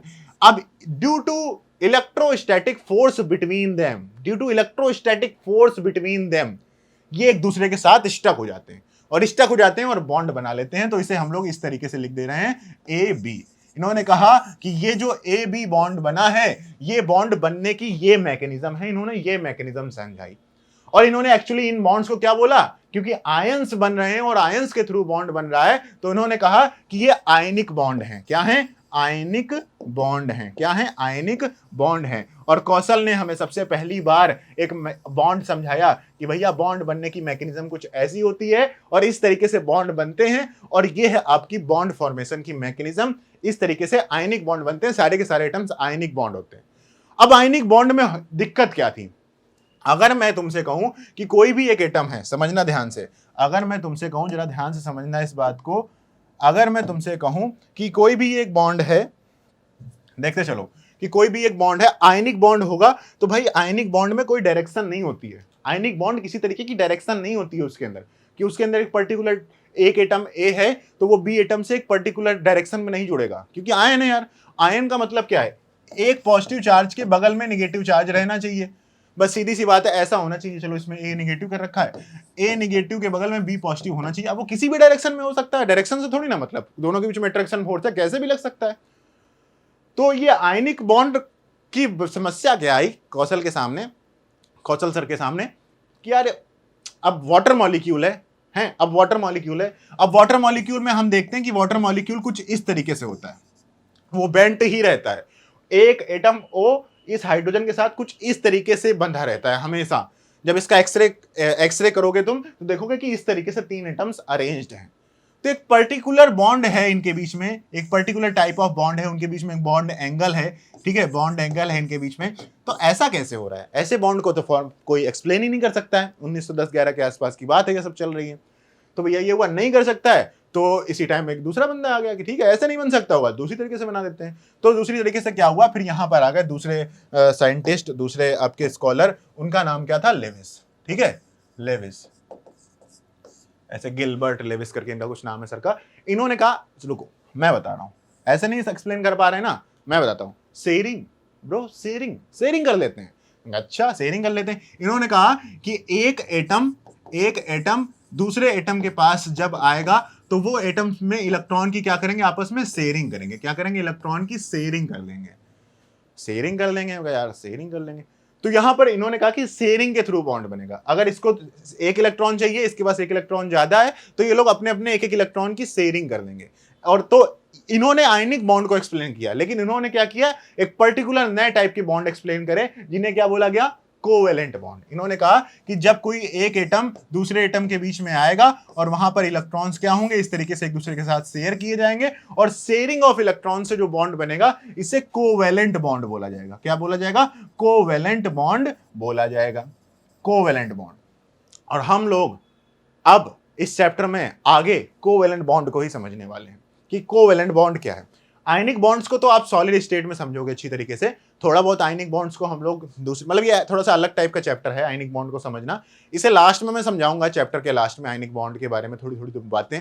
बाकी ये सॉलिड स्टेट में अच्छी तरीके से आयनिक बॉन्ड्स को समझाता है कि क्या है आयनिक बॉन्ड हो गया सीधा से, ये एक ऐसा बॉन्ड है, ये आयनिक है बस। अब इसके बाद इसमें ज्यादा कुछ नहीं बचता है, ठीक है, क्योंकि आयनिक बॉन्ड है। अब इसमें लैटिस के बारे में समझना पड़ेगा, क्या है सॉलिड के बारे में, अब स्ट्रक्चर समझना होगा कि इस तरीके से ये आपस में एक दूसरे के पास गैदर होते हैं।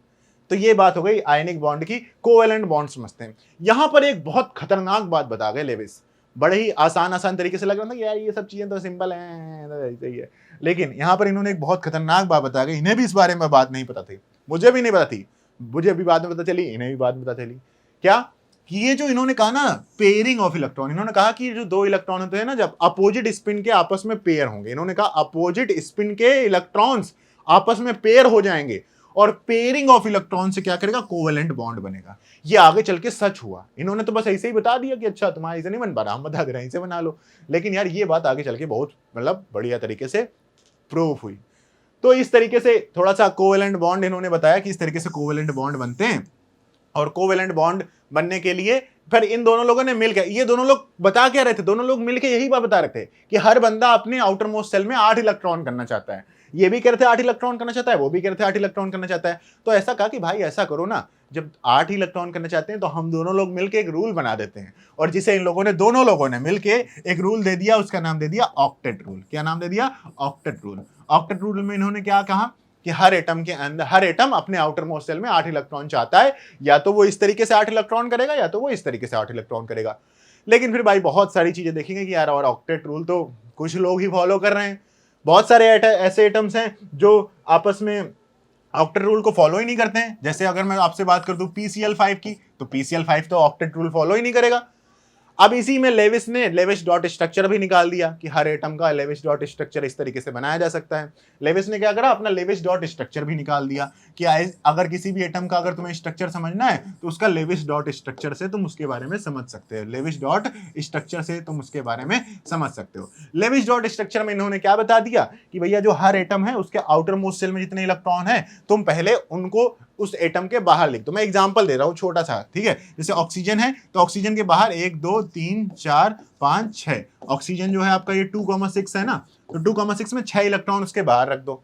अब इसके बाद इन्होंने, क्योंकि ये कोवेलेंट बॉन्डिंग को एक्सप्लेन कर रहे थे, तो यहां पर कोवेलेंट बॉन्डिंग के स्ट्रक्चर्स ही होते हैं सारे लेविस स्ट्रक्चर में, ठीक है। इन्होंने कहा बगल में हाइड्रोजन रख दो। अब हाइड्रोजन इन्होंने एक्सेप्शन बता दिया कि हाइड्रोजन के पास वाली नियरेस्ट गैस के पास आउटर मोस्ट सेल में 2 इलेक्ट्रॉन है, तो ये भी 2 इलेक्ट्रॉन रखेगा, तो इसे डुएट रूल भी बोलते हैं, या फिर ये एक्सेप्शन ऑफ ऑक्टेट रूल है। तो इसके पास बाहर, हाइड्रोजन के पास बाहर 1 इलेक्ट्रॉन है, तो इन्होंने कहा बाहर 1 इलेक्ट्रॉन रख दो, ऐसे एक हाइड्रोजन बना दो, हाइड्रोजन बना दो, इसके पास 1 इलेक्ट्रॉन बाहर बना दो। और इन्होंने कहा इस तरीके से इनके 1 इलेक्ट्रॉन की शेयरिंग करा दो, और ये ऑक्सी हाइड्रोजन इन दोनों के साथ इस तरीके से शेयरिंग कर लेगा। तो यहां पर इन्होंने कुछ इस तरीके से कहा कि जो आपका वाटर मॉलिक्यूल है कुछ इस तरीके से बनता होगा। लेकिन भैया ये बिल्कुल फर्जी रूल था, इसमें कुछ भी एक्सप्लेन नहीं किया गया अच्छी तरीके। फर्जी तो आप बोल रहे हैं, उस समय इंपॉर्टेंट था, मतलब इनमें बहुत सारी कमियां थी। हम ये नहीं बता पा रहे थे कि कोई बॉन्ड स्ट्रांग क्यों होता है, कोई बॉन्ड वीक क्यों होता है, कोई बॉन्ड अनपेड इलेक्ट्रॉन होने की वजह से बॉन्ड फॉर्म क्यों कर रहा है, अनपेड इलेक्ट्रॉन क्यों जरूरी है बॉन्ड फॉर्मेशन के लिए, बॉन्ड की स्ट्रेंथ, बॉन्ड की लेंथ, बॉन्ड एंगल, कुछ भी एक्सप्लेन नहीं कर पाया। ये आपका लेविस रूल एकदम मेरे से बेकार हो गया। तो फिर यहां पर क्या हुआ, यहां पर अब आई एक नई थ्योरी जिसने एक वो रखा, मतलब एक बेस रखा सारी की सारी आगे स्टडी के लिए। और उस थ्योरी को मैं एक्सप्लेन, बहुत रिटर्न में वो बहुत अच्छी तरीके से लिखने वाली थ्योरी होती है, लेकिन उसे इन जनरल समझते हैं उसे। इसके बाद इसका क्वांटम मैकेनिकल, इस लेविस डॉट स्ट्रक्चर को क्या किया गया, क्वांटम मैकेनिक्स इसमें मिला दी गई। इसमें क्या करी गई, क्वांटम मैकेनिक्स मिला दी गई। और क्वांटम मैकेनिक्स मिलाने के बाद एक थ्योरी लाई गई जिसका नाम है VBT, वैलेंस बॉन्ड थ्योरी। क्या थी, valence bond theory, valence bond theory. ये लेविस डॉट स्ट्रक्चर का क्वांटम मैकेनिकल ट्रीटमेंट है। क्या है ये जो वैलेंस बॉन्ड थ्योरी है? ये कुछ नहीं है, ये क्वांटम मैकेनिकल ट्रीटमेंट है। किसकी? ये क्वांटम मैकेनिकल ट्रीटमेंट है किसकी? लेविस डॉट स्ट्रक्चर की। इस थ्योरी ने ही सारे के सारे फंडामेंटल कॉन्सेप्ट्स दिए। हालांकि ये उतनी बिल्कुल एकदम थ्योरी है तो कुछ कमियां होंगी, लेकिन ये काफी सारी चीजों को एक्सप्लेन करती है, वैलेंस बॉन्ड को बहुत अच्छी तरीके से एक्सप्लेन कर लेती है। तो इन्होंने क्वांटम मैकेनिक्स को यूज किया, तो क्वांटम मैकेनिक्स को यूज किया होगा तो सीधी सी बात है इन्होंने ऑर्बिटल्स को भी यूज किया होगा।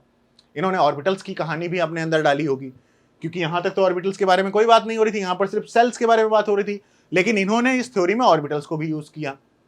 तो वैलेंस बॉन्ड थ्योरी क्या है, कैसे आई आपके सामने, पहले आपको ये समझना होता है। अब इसके अंदर कुछ चीजें जब क्वांटम मैकेनिक्स अप्लाई करी गई किसी बॉन्ड फॉर्मेशन के लिए, इन्होंने देखा कि अगर एक हाइड्रोजन एटम दूसरे हाइड्रोजन एटम के पास आकर जब बॉन्ड बनाता है तो ओवरऑल इनके बीच में अट्रैक्शन फोर्स होना चाहिए, और अट्रैक्शन फोर्स होने के लिए इनके बीच के इंटरेक्शंस को भी हमें थोड़ा ध्यान से समझना पड़ेगा। थोड़ी सी बात है इंपॉर्टेंट, बस उतना समझ लो, इसके बाद अगले लेक्चर से तो एकदम फ्लो में हम लोग अपने टॉपिक को बढ़ा देंगे, लेकिन फंडामेंटल चीजें आपको क्लियर होनी चाहिए। इस एटम के पास यहां पर एक इलेक्ट्रॉन है, ये इस तरीके से, इस एटम के पास यहां पर एक इलेक्ट्रॉन है इस तरीके से, और इसके न्यूक्लियस में ये पॉजिटिव चार्ज है, इसके न्यूक्लियस में ये पॉजिटिव चार्ज है। जब दो हाइड्रोजन एटम एक दूसरे के आसपास आएंगे तो वहां आने से क्या होगा, इनके पास किस किस टाइप के इंटरेक्शंस होंगे। ये इलेक्ट्रॉन इस इलेक्ट्रॉन को रिपल करेगा, ये पॉजिटिव चार्ज इस पॉजिटिव चार्ज को रिपल करेगा, ये पॉजिटिव चार्ज इस नेगेटिव चार्ज को अट्रैक्ट करेगा, ये वाला नेगेटिव चार्ज भी इस पॉजिटिव चार्ज की तरफ अट्रैक्ट किया जाएगा, ये वाला नेगेटिव चार्ज भी इस पॉजिटिव चार्ज की तरफ अट्रैक्ट किया जाएगा, और यहां पर ये दोनों एक दूसरे की तरफ भी क्या होंगे, अट्रैक्ट होंगे। मतलब ये एक रिपल्सन, ये दो रिपल्सन है, और एक अट्रैक्शन, दो अट्रैक्शन, तीन अट्रैक्शन, चार अट्रैक्शन, टोटल चार अट्रैक्शन फोर्स है। तो एक ऐसी कंडीशन आ जाए जब ये दोनों हाइड्रोजन एटम एक दूसरे के आसपास आए तो ओवरऑल इनके बीच में जो लगने वाले चार अट्रैक्शन फोर्स हैं वो डोमिनेट इस तरीके से कर जाए कि इन दोनों एटम के बीच में ओवरऑल अट्रैक्शन फोर्स जो है वो क्या हो, वो ग्रेटर हो जाए रिपल्सन फोर्स से ग्रेटर हो जाए। और जब ऐसी कंडीशन आएगी तो ये हाइड्रोजन एक दूसरे के साथ बॉन्ड फॉर्मेशन कर लेंगे, और बॉन्ड फॉर्मेशन करने के लिए इन दोनों हाइड्रोजन एटम्स के पास वैलेंस शेल में अनपेयर्ड इलेक्ट्रॉन होने चाहिए। ये वैलेंस बॉन्ड थ्योरी ने बताया था। रीजन के साथ मैकेनिज्म को यूज करते हुए क्वांटम मैकेनिक्स अप्लाई करोगे, वीबीटी को अच्छी तरीके से पूरी थ्योरी लिखोगे, तब तुम वहां पर ये बात समझोगे जो अभी हमारे कॉन्टेक्स्ट से बाहर है। हालांकि मैं तुम्हें ये बात लास्ट में एमओटी के टाइम एक्सप्लेन करके समझा दूंगा। तो यहां पर ये बात हमें समझाएगी कि कुछ इस तरीके से कहानी है। इन्होंने पहला पॉइंट इस तरीके से ये बताया। दूसरा पॉइंट बताया कि किसी भी एटम के अंदर उसको अगर अपनी मैक्सिमम को वैलेंसी शो करनी है, क्योंकि हमने देखा था ना कि जो ये ऑक्टेट रूल था, ऑक्टेट रूल में इन्होंने कहा 8 इलेक्ट्रॉन होने चाहिए, लेकिन हमने देखा PCl5 में इसके पास 10 इलेक्ट्रॉन है आउटर मोस्ट सेल में, ठीक है। इसी तरीके से SF6 में 12 इलेक्ट्रॉन्स हैं। तो कहीं पर बहुत ज्यादा इलेक्ट्रॉन है जिनकी वैलेंसी 8 से ज्यादा है, तो इन्हें हम लोगों ने बोल दिया क्या है, ये क्या है, हाइपर वैलेंस टाइप के कंपाउंड्स हैं। और कुछ ऐसे कंपाउंड थे जिनके पास भाई 8 इलेक्ट्रॉन से कम इलेक्ट्रॉन है लेकिन फिर भी वो स्टेबल है, जैसे आपका BF3, इसके पास 6 इलेक्ट्रॉन ही है लेकिन फिर भी ये स्टेबल है। तो इस टाइप के कंपाउंड्स को जिनके पास 8 से कम वैलेंसी थी उनको हाइपोवैलेंस बोला गया, इनको हाइपर वैलेंस बोला गया। लेकिन इसी चीज को वीबीटी ने अच्छे से एक्सप्लेन कर दिया। इसने कहा कि भाई देखो, अगर तुम्हें मैक्सिमम वैलेंसी चाहिए, अगर कोई एक एटम अपनी वैलेंसी को मैक्सिमाइज करना चाहता है तो मैक्सिमम वैलेंसी उसकी उतनी हो सकती है जितनी उसके पास अनपेयर्ड इलेक्ट्रॉन्स हो। अगर किसी के पास अनपेयर्ड इलेक्ट्रॉन नहीं है तो भाई वीबीटी कहती है कि पहले अनपेयर करो, अपने पेयर्ड इलेक्ट्रॉन्स को अनपेयर करो, और उसके बाद क्या करना, तुम बॉन्ड फॉर्म करना। अनपेयर्ड जितने इलेक्ट्रॉन होंगे उतने बॉन्ड तुम फॉर्म कर लोगे। तो ये कुछ मेन पॉइंट्स है वीबीटी के बारे में। तो वीबीटी ने एक चीज पर ज्यादा फोकस किया था, वो फोकस किया था कि जब दो ऑर्बिटल्स आपस में आके इंटरेक्ट करेंगे, तो उन ऑर्बिटल्स की वजह से ही क्या होगा, उन ऑर्बिटल के आपस में मिलने की वजह से ही क्या होगा, आपका बॉन्ड फॉर्मेशन होगा। तो ऑर्बिटल्स ही जिम्मेदार हैं बॉन्ड फॉर्मेशन करने के लिए, और ऑर्बिटल्स के अंदर अनपेयर्ड इलेक्ट्रॉन होना चाहिए, तभी दोनों इलेक्ट्रॉन आपस में पेयरिंग कर सकते हैं। ये बात आपको वीबीटी ने बताई थी।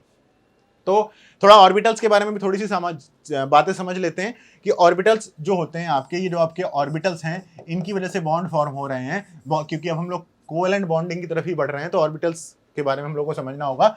ऑर्बिटल्स कहां से आए थे? आपके वीबीटी से आए थे। वीबीटी क्या है? वैलेंस बॉन्ड थ्योरी है। तो ऑर्बिटल्स किसको एक्सप्लेन करते हैं? हमेशा वैलेंस बॉन्ड को ही एक्सप्लेन करने में यूज किए जाते हैं। अब ऑर्बिटल 4 टाइप के थे, S orbital, P orbital, D orbital और एफ ऑर्बिटल। ठीक है, इनका शेप वेप सारी चीजें हम लोगों ने समझ ली, सिमेट्री समझ ली। अगर मैं ऑर्बिटल्स को एक्सप्लेन करूं on the basis of direction, अगर ऑर्बिटल्स को हम लोग डायरेक्शन के बेसिस में, किसके बेसिस पे? डायरेक्शन के बेसिस पर अगर हम इसे डिवाइड करें तो ये 2 टाइप के हो सकते हैं। एक हो सकते हैं डायरेक्शनल ऑर्बिटल्स। क्या होते हैं? Directional orbitals. और दूसरे क्या हो सकते हैं? दूसरे हो सकते हैं नॉन डायरेक्शनल ऑर्बिटल्स। क्या हो सकते हैं? नॉन डायरेक्शनल ऑर्बिटल, जिनमें डायरेक्शन नहीं होती है। ठीक है, तो डायरेक्शनल ऑर्बिटल कौन से होते हैं? तुम खुद ही बता दो, फटाफट बता दो। डायरेक्शनल ऑर्बिटल कौन से होते हैं? डायरेक्शनल ऑर्बिटल होते हैं आपके पी ऑर्बिटल, क्योंकि उनमें एक जो इलेक्ट्रॉन डेंसिटी एक पर्टिकुलर डायरेक्शन की तरफ है। डी ऑर्बिटल भी डायरेक्शनल ऑर्बिटल में इंक्लूड किए जा सकते हैं, एफ भी किए जा सकते हैं, क्योंकि उनमें एक पर्टिकुलर डायरेक्शन तो होती है, हालांकि डिफ्यूज होती है, लेकिन होती है।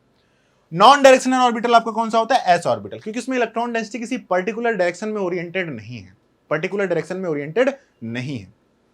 ये तो गई डायरेक्शन के बेसिस में। लेकिन अगर हम लोग चाहें ऑर्बिटल्स को on the basis of diffusion भी हम लोग क्या कर सकते हैं?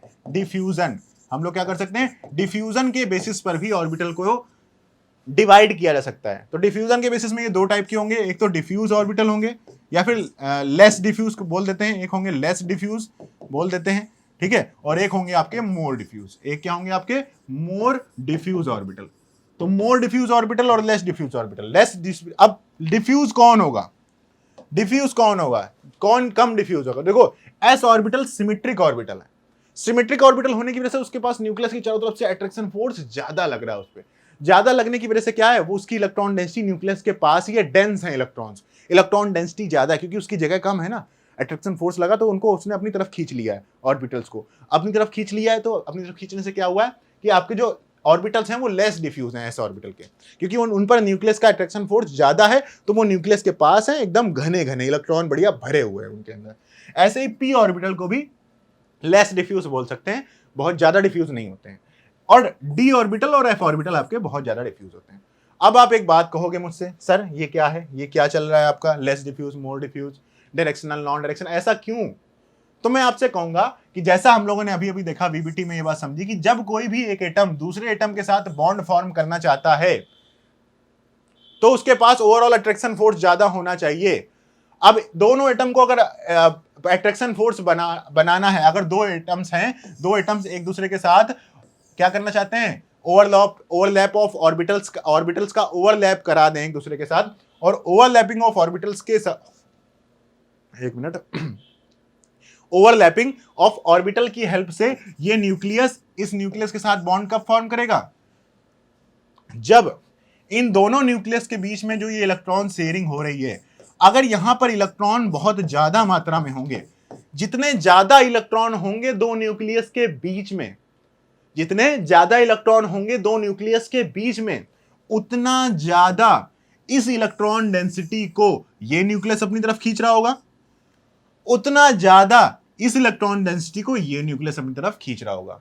और जितना ज्यादा ये एक दूसरे को खींचेंगे, मतलब ये न्यूक्लियस जितना ज्यादा इस इलेक्ट्रॉन डेंसिटी को खींचेगा, ये न्यूक्लियस जितना ज्यादा इस इलेक्ट्रॉन डेंसिटी को खींचेगा, मतलब फोर्स ऑफ अट्रैक्शन बढ़ेगा। और फोर्स ऑफ अट्रैक्शन अगर बढ़ेगा भाई, अगर फोर्स ऑफ अट्रैक्शन बढ़ेगा तो सीधी सी बात है वहां पर बॉन्ड फॉर्म होगा, अच्छा बॉन्ड फॉर्म होगा। ज्यादा फोर्स ऑफ अट्रैक्शन, अच्छा बॉन्ड, है कि नहीं? सही बात। तो हमें यह समझना है कि ऐसे कौन से ऑर्बिटल्स हैं अगर इलेक्ट्रॉन उनमें रखा हो और जब दो बॉन्ड एक दूसरे के साथ फॉर्म कराए जाएं तो बॉन्ड फॉर्मेशन में ओवरलैपिंग ऑफ ऑर्बिटल हो, तो यहां पर इंटरन्यूक्लियर एक्सिस के दौरान, इंटरन्यूक्लियर डिस्टेंस है जो, इंटरन्यूक्लियर मतलब दोनों न्यूक्लियस के बीच की, इंटरन्यूक्लियर रीजन में इलेक्ट्रॉन डेंसिटी ज्यादा कब होगी? जब ऐसा ऑर्बिटल यूज किया जाए जो अपनी सारी की सारी इलेक्ट्रॉन डेंसिटी यहां पर ओरिएंटेट कर दे। ये इलेक्ट्रॉन अपनी सारी की सारी इलेक्ट्रॉन डेंसिटी क्या करें? इस जगह ओरिएंटेट कर दे। तो ऐसे ऑर्बिटल में इलेक्ट्रॉन होने चाहिए जिसमें इलेक्ट्रॉन एक पर्टिकुलर डायरेक्शन में है, ताकि दूसरा एक ऑर्बिटल आए जो भी एक पर्टिकुलर डायरेक्शन में इलेक्ट्रॉन है, ये कहेगा ऐसे ऐसे आ गया मेरे पास इलेक्ट्रॉन, दूसरा ऑर्बिटल आएगा हाँ ऐसे आ गए इलेक्ट्रॉन। तो ये दोनों लोग इस तरीके से इलेक्ट्रॉन डेंसिटी लिए रहेंगे, तो ऐसे करके दोनों लोग ऐसे ऐसे करके बॉन्ड फॉर्म कर देंगे। लेकिन लेकिन लेकिन अगर एक ऐसा ऑर्बिटल है जिसके पास इलेक्ट्रॉन की कोई डायरेक्शन ही नहीं है, उसके पास भाई सारी की सारी इलेक्ट्रॉन डेंसिटी चारों तरफ घूम रही है, मतलब अगर उसके पास 10 रुपए हैं तो दसों डायरेक्शन में उसके पास एक एक रुपए फैले होंगे, तो मैं तो उसके पास किस तरफ से भी जाऊंगा, ए भाई इलेक्ट्रॉन बॉन्ड फॉर्म करना है मुझको, तो जब मैं बॉन्ड फॉर्म करने जाऊंगा तो एक डायरेक्शन में मुझे 1 रुपया ही मिलेगा। 10 रुपए तो हैं उसके पास, 10 रुपए सबके पास हैं, लेकिन उसने एक एक रुपए चारों तरफ बांट रखे हैं। तो जब मैं बॉन्ड फॉर्म करने जाऊंगा तो बॉन्ड फॉर्म करने के लिए जब मैं अपनी इलेक्ट्रॉन उसके साथ शेयर करूंगा तो वो अपनी इलेक्ट्रॉन डेंसिटी का एक थोड़ा सा हिस्सा ही मेरे साथ शेयर करेगा, और इंटर न्यूक्लियर डिस्टेंस में इलेक्ट्रॉन डेंसिटी कम होगी उस केस में। तो इसलिए इस केस में आपके जो ऑर्बिटल्स होंगे वो अच्छा बॉन्ड फॉर्म नहीं करेंगे। मतलब एक बात क्लियरली हमें समझ में आ गई कि अगर बॉन्ड फॉर्म करना है तो जो ऑर्बिटल तुम यूज कर रहे हो बॉन्ड के लिए वो कैसा होना चाहिए, डायरेक्शनल होना चाहिए। तो for a better bond formation, bond form करने के लिए अगर मैं बॉन्ड फॉर्मेशन की बात करूं, ठीक है, बेटर बॉन्ड अगर मैं बात करूं, बेटर बॉन्ड तुम्हें बनाना है बेटर बॉन्ड, तो बेटर बॉन्ड के लिए दो चीजें मुझे पहली चीज समझ में आ गई क्या, कि जो आपका ऑर्बिटल होना चाहिए वो कैसा होना चाहिए, orbital should be orbital directional होना चाहिए, डायरेक्शनल होना चाहिए, उसके अंदर इलेक्ट्रॉन डेंसिटी एक पर्टिकुलर डायरेक्शन में होनी चाहिए। लेकिन एक बात सुनो मेरी ध्यान से, एक होनी चाहिए डायरेक्शनल होनी चाहिए, लेकिन वो जो ऑर्बिटल है ना उस डायरेक्शन, मान लो एक डायरेक्शन में उसके पास इलेक्ट्रॉन डेंसिटी है, ऐसे एक डायरेक्शन में इलेक्ट्रॉन डेंसिटी है, लेकिन उस डायरेक्शनल ऑर्बिटल में इलेक्ट्रॉन डेंसिटी भी तो ज्यादा होनी चाहिए ना। देखो एक अच्छा बॉन्ड फॉर्म करने के लिए यहां पर इंटर न्यूक्लियर डिस्टेंस में इलेक्ट्रॉन्स को लाने के लिए क्या कर सकते हैं हम, एक तो काम क्या कर सकते हैं कि जो ऑर्बिटल हो वो अपनी इलेक्ट्रॉन डेंसिटी एक पर्टिकुलर डायरेक्शन में रखे, वो एक प्लस पॉइंट हुआ। लेकिन मैं कहूं यही डायरेक्शनल ऑर्बिटल के अंदर इलेक्ट्रॉन डेंसिटी ठूस ठूस के भरी हो, जब ठूस ठूस के इलेक्ट्रॉन डेंसिटी भरी होगी तब वो ऑर्बिटल और ज्यादा इलेक्ट्रॉन डेंसिटी देगा इंटर न्यूक्लियर डिस्टेंस में, तो और ज्यादा अच्छा बॉन्ड फॉर्म होगा। और जब और ज्यादा अच्छा बॉन्ड फॉर्म होगा तो सीधी सी बात है जो आपको ऑर्बिटल होना चाहिए वो डायरेक्शनल तो होना ही चाहिए, साथ ही साथ वो लेस डिफ्यूज होना चाहिए। लेस डिफ्यूज का मतलब क्या हो गया, लेस डिफ्यूज का मतलब क्या हो गया बाबा, लेस डिफ्यूज का मतलब ये हो गया कि उसके अंदर इलेक्ट्रॉन डेंसिटी भरी हुई है, एकदम ठसाठस भरी हुई है। तो अब मैं आपसे कहूं कि अब एक बात बताओ, S orbital, P orbital, D orbital और एफ ऑर्बिटल में अगर बॉन्ड फॉर्मेशन करना हो तो किन किन ऑर्बिटल के बीच में बॉन्ड फॉर्म, कौन सा ऑर्बिटल होगा जो सबसे बढ़िया बॉन्ड फॉर्म करेगा, which of the following orbital will form the better kind of a bond, कौन अच्छे बॉन्ड फॉर्म करेगा, सोचो इस बारे में, कौन अच्छे बॉन्ड फॉर्म करेगा। तो ये तो क्या है, ये तो आपका डिफ्यूजन के केस में सही है, ये लेस डिफ्यूज है, क्या है, लेस डिफ्यूज है, ठीक है। तो इस पॉइंट में इसको तो एक पॉइंट मिल गया, एक पॉइंट तो टिक है इसका, ये भी लेस डिफ्यूज ही है तो इस पॉइंट में भी इसको पॉइंट मिल गया, ये भाई डिफ्यूज नहीं है तो इसका इन दोनों के पॉइंट चले गए। अब डायरेक्शन की बात करें, डायरेक्शन की, तो डायरेक्शन में क्या हुआ कि डायरेक्शन में क्या हुआ, इसके पास यार डायरेक्शन नहीं है तो ये डायरेक्शन में हार गया। इनके पास, इसके पास डायरेक्शन है, डायरेक्शनल ऑर्बिटल है, इसके पास भी डायरेक्शनल ऑर्बिटल है, इसके पास भी डायरेक्शनल ऑर्बिटल है। देखो डबल टिक किसको मिले, पी ऑर्बिटल को। तो जो पी ऑर्बिटल होते हैं ना, ये पी ऑर्बिटल सबसे बढ़िया टाइप ऑफ बॉन्ड फॉर्म करते हैं। तो आप कहोगे सर एक बार सबको आपस में कंपेयर भी करके बता दो ना, तो मैं कहूंगा ठीक है, सबसे बढ़िया बॉन्ड फॉर्म करते हैं पी ऑर्बिटल। उसके बाद क्योंकि डिफ्यूजन एक इंपॉर्टेंट कैरेक्टरिस्टिक है तो उसके बाद एस ऑर्बिटल आते हैं, और उसके बाद फिर आएंगे आपके डी ऑर्बिटल, क्योंकि यहां पर डिफ्यूजन और भी ज्यादा बढ़ जाता है, इस वजह से सबसे लास्ट में आएंगे आपके एफ ऑर्बिटल। तो एक पर्टिकुलर सेल के अंदर, एक पर्टिकुलर सेल के अंदर, ध्यान से मेरी बात सुनना जो मैं बात अब बोल रहा हूं, एक पर्टिकुलर सेल के अंदर, एक पर्टिकुलर सेल के अंदर एक सेल की वैल्यू एन, एक पर्टिकुलर एन की वैल्यू के लिए एक पर्टिकुलर सेल के अंदर बॉन्ड फॉर्मेशन का जो क्राइटेरिया होता है वो कुछ इस तरीके का होता है। आ रही बात समझ में? लेकिन यहां पर एक और इंपॉर्टेंट बात है जो हम लोग अभी मिस कर रहे हैं।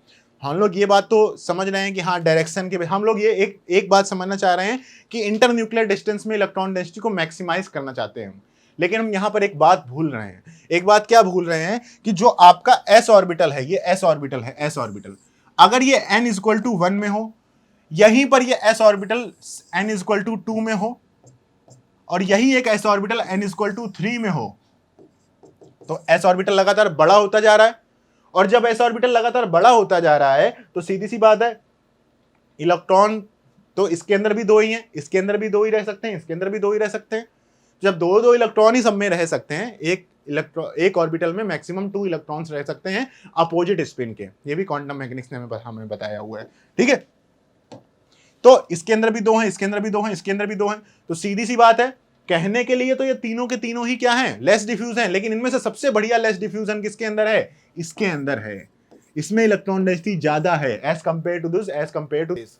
इसका मतलब है कि अगर कभी भी सेल चेंज हो जाए, अगर कभी भी सेल का डिवीजन हो जाए, एक सेल से दूसरी सेल को कंपेयर करना हो, तो उस केस में एस ऑर्बिटल सबसे ज्यादा इंपॉर्टेंट हो जाता है। मतलब मैं एग्जांपल लेता हूं, अगर मैं आपसे कहूं कि which of the following will make a better bond, उसके लिए अगर मैं आपसे कहूं कि 1s का बीच में बॉन्ड बन रहा है, ठीक है, और 2p2p के बीच में बॉन्ड बन रहा है, और 2p2p के बीच में बॉन्ड बन रहा है, तो इन दोनों में से कौन सा बॉन्ड अच्छा फॉर्म होगा? तुम सोचोगे 2p2p के बीच में होगा, लेकिन 2p2p का जो ऑर्बिटल है ना, वो बड़ा ऑर्बिटल है, ये भाई बड़ा p ऑर्बिटल है, ऐसा p बड़ा p ऑर्बिटल है 2p वाला, क्योंकि वो दो सेकंड नंबर ऑफ सेल में है, वो बड़ा ऑर्बिटल है, वो अपने मन से उसकी जो एरिया है, वो एरिया क्या है, ज्यादा है, और एरिया ज्यादा है, इसका मतलब क्या है कि वहां पर बॉन्ड अच्छे तरीके से फॉर्म नहीं होगा, क्योंकि इसमें इलेक्ट्रॉन डेंसिटी रिलेटिवली इस 1s से ज्यादा नहीं हो सकती। ये तो भाई छोटा सा ऑर्बिटल है, p ऑर्बिटल भले ही डायरेक्शनल है, लेस डिफ्यूज है,